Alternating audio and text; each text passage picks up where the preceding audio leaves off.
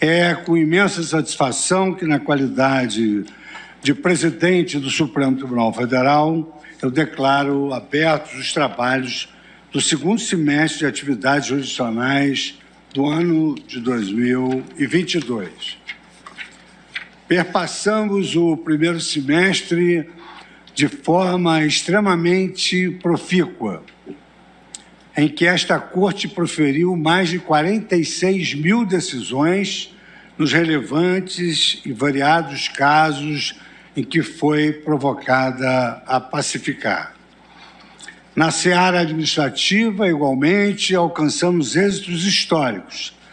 Em abril, o Supremo Tribunal Federal passou a disponibilizar 100% dos seus serviços administrativos e judiciais de forma digital, tornando-se a primeira Suprema Corte do mundo 100% digital.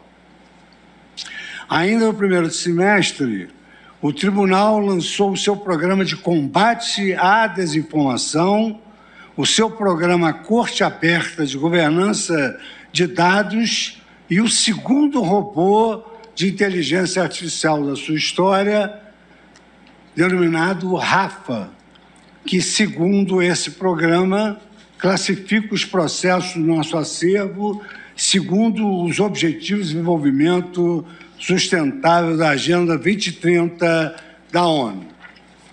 O segundo semestre que, ora, iniciamos também se anuncia igualmente promissor. É que, muito em breve, realizaremos a eleição para a nova composição da presidência desta Corte, assumindo a ministra Rosa Weber e o ministro Luiz Roberto Barroso, presidente e vice-presidente, a direção da nossa Corte, com a notável competência que ambos ostentam.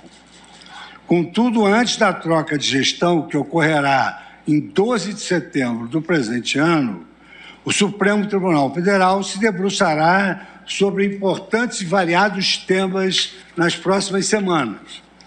Como consta da pauta publicada do mês de agosto, estão previstos julgamentos de ações que versam, primeiro, sobre controvérsias tributárias, 2, regras de processo eleitoral, 3, direito à educação básica para as crianças, 4, direito à saúde, 5º, direito ao sigilo de dados pessoais, 6º, proteção ambiental, 7º, direitos trabalhistas diversos, 8º, teto de gastos da administração pública, sem prejuízo de iniciarmos o semestre com um dos mais importantes julgamentos do ano, relativo à constitucionalidade das alterações na Lei de Improbidade Administrativa. Deveras, neste momento de retorno às atividades jurisdicionais, é importante rememorarmos ainda o destacado papel deste Supremo Tribunal Federal na defesa da Constituição e da nossa democracia. Eu rememoro que daqui a 2 meses a população brasileira vivenciará um dos momentos mais sensíveis de um regime democrático, qual seja as eleições, nas quais se externa o exercício do direito e dever inalienável de cada cidadão que se consubstancia no voto popular.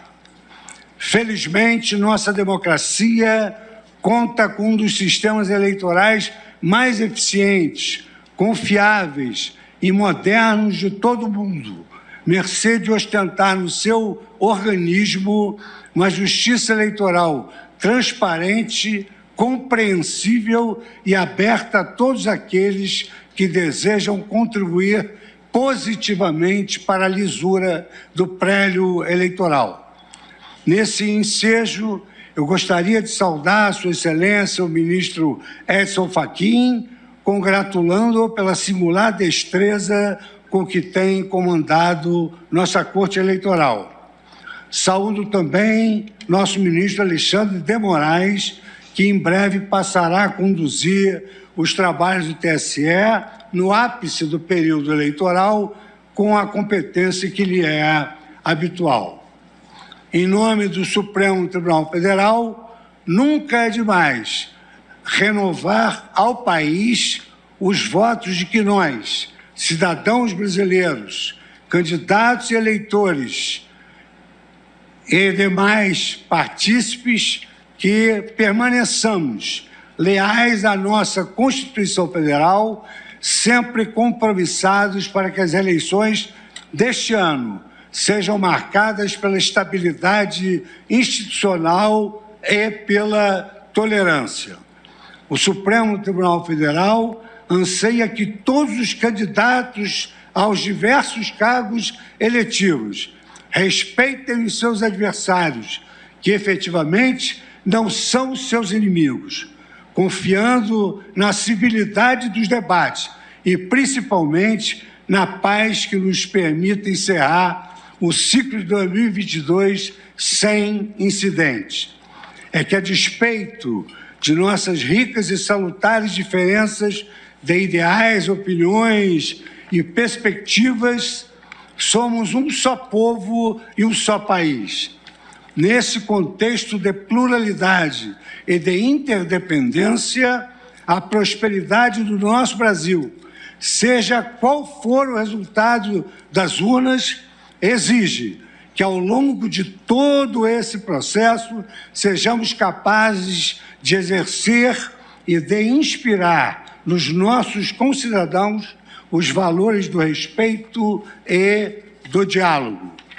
Afinal, vivemos um Estado democrático de direito em que todos têm garantidas pela Constituição as liberdades de se manifestar e de expressar suas divergências sem censuras e sem retaliações. O período eleitoral naturalmente desperta as nossas paixões, mas forçoso ter em mente que o exercício dessas liberdades exige respeito e responsabilidade para com o próximo e para com o nosso país. Senhoras ministras, senhores ministros, eu renovo os votos de que tenhamos um semestre de trabalhos intensos e frutíferos, como ocorreu desde o início da nossa gestão, apesar da pandemia. Igualmente, permeados pela eficiência e coesão da Corte. Tudo no afã de defendermos com virtuosidade a nossa Constituição Federal e o fortalecimento das instituições democráticas brasileiras. Que Deus nos proteja e muito obrigado pela tolerância com que me ouviram.